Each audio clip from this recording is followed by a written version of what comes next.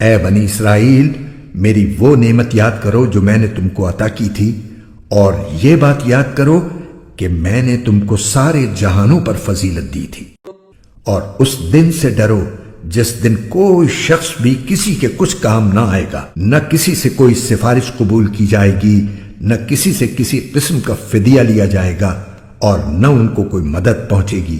اور وہ وقت یاد کرو جب ہم نے تم کو فرعون کے لوگوں سے نجات دی، جو تمہیں بڑا عذاب دیتے تھے، تمہارے بیٹوں کو ذبح کر ڈالتے اور تمہاری عورتوں کو زندہ رکھتے تھے۔ اور اس ساری صورتحال میں تمہارے پروردگار کی طرف سے تمہارا بڑا امتحان تھا۔ اور یاد کرو جب ہم نے تمہاری خاطر سمندر کو پھاڑ ڈالا تھا، چنانچہ تم سب کو بچا لیا تھا اور فرعون کے لوگوں کو سمندر میں غرق کر ڈالا تھا، اور تم یہ سارا نظارہ دیکھ رہے تھے۔ اور وہ وقت یاد کرو جب ہم نے موسیٰ سے 40 راتوں کا وعدہ ٹھہرایا تھا، پھر تم نے ان کے پیچھے اپنی جانوں پر ظلم کر کے بچڑے کو معبود بنا لیا۔ پھر اس سب کے بعد بھی ہم نے تم کو معاف کر دیا تاکہ تم شکر ادا کرو۔ اور یاد کرو جب ہم نے موسیٰ کو کتاب دی اور حق و باطل میں تمیز کا معیار بخشا تاکہ تم راہ راست پر آؤ۔ اور جب موسیٰ نے اپنی قوم سے کہا تھا کہ اے میری قوم، حقیقت میں تم نے بچڑے کو معبود بنا کر خود اپنی جانوں پر ظلم کیا ہے، لہذا اب اپنے خالق سے توبہ کرو اور اپنے آپ کو قتل کرو، تمہارے خالق کے نزدیک یہی تمہارے حق میں بہتر ہے۔ اس طرح اللہ نے تمہاری توبہ قبول کر لی، بے شک وہی ہے جو اتنا معاف کرنے والا، اتنا رحم کرنے والا ہے۔ اور جب تم نے کہا تھا اے موسیٰ، ہم اس وقت تک ہرگز تمہارا یقین نہیں کریں گے جب تک اللہ کو ہم خود کھلی آنکھوں نہ دیکھ لیں، نتیجہ یہ ہوا کہ کڑکے نے تمہیں اس طرح آ پکڑا کہ تم دیکھتے رہ گئے۔ پھر ہم نے تمہیں تمہارے مرنے کے بعد دوسری زندگی دی تاکہ تم شکر گزار بنو، اور ہم نے تم کو بادل کا سایہ عطا کیا اور تم پر من و سلوہ نازل کیا، اور کہا کہ جو پاکیزہ رزق ہم نے تمہیں بخشا ہے شوق سے کھاؤ۔ اور یہ نافرمانیاں کر کے انہوں نے ہمارا کچھ نہیں بگاڑا، بلکہ وہ خود اپنی جانوں پر ہی ظلم کرتے رہے۔ اور وہ وقت بھی یاد کرو جب ہم نے کہا تھا کہ اس بستی میں داخل ہو جاؤ اور اس میں جہاں سے چاہو جی بھر کر کھاؤ، اور بستی کے دروازے میں جھکے سروں کے ساتھ داخل ہونا اور یہ کہتے جانا کہ یا اللہ، ہم آپ کی بخشش کے طلبگار ہیں۔ اس طرح ہم تمہاری خطائیں معاف کر دیں گے اور نیکی کرنے والوں کو اور زیادہ ثواب بھی دیں گے۔ مگر ہوا یہ کہ جو بات ان سے کہی گئی تھی، ظالموں نے اسے بدل کر ایک اور بات بنا لی۔ نتیجہ یہ کہ جو نافرمانیاں وہ کرتے آ رہے تھے، ہم نے ان کی سزا میں ان ظالموں پر آسمان سے عذاب نازل کیا۔ مفتی محمد تقی عثمانی۔ آیت نمبر 49۔ تفسیر۔ فرعون مصر کا بادشاہ تھا جہاں بنی اسرائیل بڑی تعداد میں آباد تھے اور فرعون کی غلامی میں دن گزار رہے تھے۔ فرعون کے سامنے کسی نجومی نے یہ پیشینگوئی کر دی کہ اس سال بنی اسرائیل میں ایک بچہ پیدا ہوگا جو اس کی بادشاہی کا خاتمہ کر دے گا۔ یہ سن کر اس نے یہ حکم دے دیا کہ اسرائیلیوں میں جو کوئی بچہ پیدا ہو اسے قتل کر دی جائے، البتہ لڑکیوں کو زندہ رکھا جائے تاکہ ان سے خدمت لی جا سکے۔ اس طرح بہت سے نوزائیدہ بچے قتل کیے گئے، اگرچہ حضرت موسیٰ اسی سال پیدا ہوئے، مگر اللہ تعالیٰ نے ان کو محفوظ رکھا۔ اس کا مفصل واقعہ سورۃ طٰ اور سورۃ القصص میں خود قرآن کریم میں ذکر فرمایا ہے۔ آیت نمبر 51۔ تفسیر۔ حضرت موسیٰ سے اللہ تعالیٰ نے وعدہ فرمایا تھا کہ وہ کوہ طور پر آ کر 40 دن اعتکاف کریں تو انہیں تورات عطا کی جائے گی۔ چنانچہ حضرت موسیٰ کوہ طور پر تشریف لے گئے۔ ان کی غیر موجودگی سے فائدہ اٹھاتے ہوئے سامری جادوگر نے ایک گائے کا بچڑا بنایا اور بنی اسرائیل کو اسے اپنا معبود قرار دینے اور اس کی عبادت کرنے پر آمادہ کر لی، اور اس طرح وہ شرک میں مبتلا ہو گئے۔ حضرت موسیٰ کو اطلاع ہوئی، وہ گھبرا کر واپس تشریف لائے اور بنی اسرائیل کو توبہ کی تلقین فرمائی۔ اس توبہ کا ایک حصہ یہ تھا کہ بنی اسرائیل میں سے جو لوگ اس شرک میں ملوث نہیں ہوئے تھے وہ ملوث ہونے والوں کو قتل کریں۔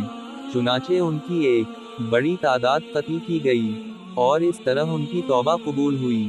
یہ واقعات انشاء اللہ تفصیل سے سورہ اعراف और सूरा ता में आएंगे। आयत नंबर 56। तफसीर। जब हजरत मूसा कोह तौर से तौरात लेकर तशरीफ लाए तो बनी इसराइल ने इनसे कहा कि हमें कैसे यकीन आए कि वाकई अल्लाह ने हमें इस किताब पर अमल करने का हुक्म दिया है। शुरू में उन पर हज्जत तमाम करने के लिए इन्हें अल्लाह ताला ने बराह रास्त खिताब फरमाकर तौरात पर अमल का हुक्म दिया, मगर वो कहने लगे कि जब तक हम अल्लाह ताला को आंखों से ना देख लेंगे हमें यकीन ना आएगा।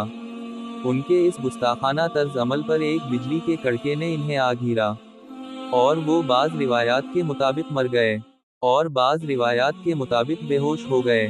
फिर अल्लाह ताला ने इन्हें दोबारा जिंदगी दी। इस वाक़ये की तफसील भी अनशा अल्लाह सूरा अराफ में आएगी। आयत नंबर 57। तफसीर। जैसा कि सूरा ऑल इमरान में आएगा, बनी इसराइल ने जिहाद के एक हुक्म की नाफरमानी की थी जिसकी पादाश में इन्हें सहराए सीना में मुक़ीद कर दी गया था। लेकिन इस सज़ा याबी के दौरान भी अल्लाह ताला ने इन्हें जिन निमतों से नवाजा, यहाँ उनका जिक्र हो रहा है। सहरा में चूंकि कोई छत उनके सरों पर नहीं थी, इसलिए उनको धूप की तमाज़त से बचाने के लिए अल्लाह ताला ने गैब से ये इंतज़ाम फरमाया कि एक बादल उन पर मुसलसल साया किए रहता था। उसी सहरा में जहाँ कोई ग़िज़ा दस्तयाब नहीं थी, अल्लाह ताला ने गैब से मन वसलवी की शक्ल में इन्हें बेहतरीन खुराक मुहैया फरमाई। बाज़ रिवायात के मुताबिक मन से मुराद तरंजबीन है, जो इस इलाके में इफरात से पैदा कर दी गई थी, और सिल्वी से मुराद बटीरें हैं, जो बनी इसराइल की क़याम गाहों के आसपास कसरत से मंडलाती रहती, और कोई इन्हें पकड़ना चाहता तो वो बिल्कुल मुज़ाहमत नहीं करती थीं। बनी इसराइल ने उन तमाम निमतों की बुरी तरह नाकदरी की और इस तरह खुद अपनी जानों पर जुल्म किया। आयत नंबर 59। तफसीर। उसी सहरा में रहते हुए जब मुद्दत गुजर गई और बनी इसराइल मन वसलवी से भी उकता गए, तो इन्होंने ये मुतालबा किया कि हम एक ही कसम के खाने पर गुजारा नहीं कर सकते, हम ज़मीन की तरकारियाँ वगैरह खाना चाहते हैं। इनका ये मुतालबा आगे आयत नंबर 61 में आ रहा है। इस मौका पर उनकी ये ख्वाहिश भी पूरी की गई और ये ऐलान फरमाया गया कि अब तुम्हें सहरा की खाक छानने से निजात दी जाती है। सामने एक शहर है, इसमें चले जाओ, लेकिन अपने गुनाहों पर नदामत के इजहार के तौर पर सर झुकाए हुए और माफ़ी मांगते हुए शहर में दाखिल हो। वहाँ अपनी रगबत के मुताबिक जो हलाल ग़िज़ा चाहो खा सकोगे। लेकिन इन जालिमों ने फिर ज़िद का मुजाहिरा किया। शहर में दाखिल होते हुए सर तो किया झुकाते, सीने तान तान कर दाखिल हुए और माफ़ी मांगने के लिए इन्हें जो अल्फाज कहने की तलकीन की गई थी, उनका मजाक बनाकर उनसे मिलते जलते ऐसे नारे लगाते हुए दाखिल हुए जिसका मकसद मसखरापन के सिवा कुछ ना था। जो लफ्ज़ इन्हें माफ़ी मांगने के लिए सिखाया गया था वो था हतत, या अल्लाह हमारे गुनाह बख्श दे। इन्होंने इसे बदल कर जिस लफ्ज़ के नारे लगाए थे वो था हंट, यानी गंदुम। 7। मुफ्ती मोहम्मद तकी उस्मानी। आयत नंबर 60। तफसीर। ये वाक़या भी उस वक्त का है जब बनी इसराइल मैदान तिया, सहराए सीना में महसूर थे। वहाँ पानी का कोई चश्मा नहीं था। अल्लाह ताला ने एक मोजिज़ा के तौर पर 12 चश्मे पैदा फरमा दिए। हज़रत याकूब इसराइल के 12 बेटे थे। हर बेटे की औलाद एक मुस्तकिल कबीला बन गई और इस तरह बनी इसराइल 12 कबीलों में तकसीम हो गए। अल्लाह ताला ने हर कबीले के लिए अलग चश्मा जारी फरमा दिया ताकि कोई उलझन पेश ना आए। कुरान के खूबसूरत और ईमान अफरोज़ उर्दू और हिंदी तर्जुमा व तफसीर को देखने के लिए हमारे चैनल ब्यूटीफुल कुरान को लाइक, सब्सक्राइब और शेयर कीजिए। शुक्रिया।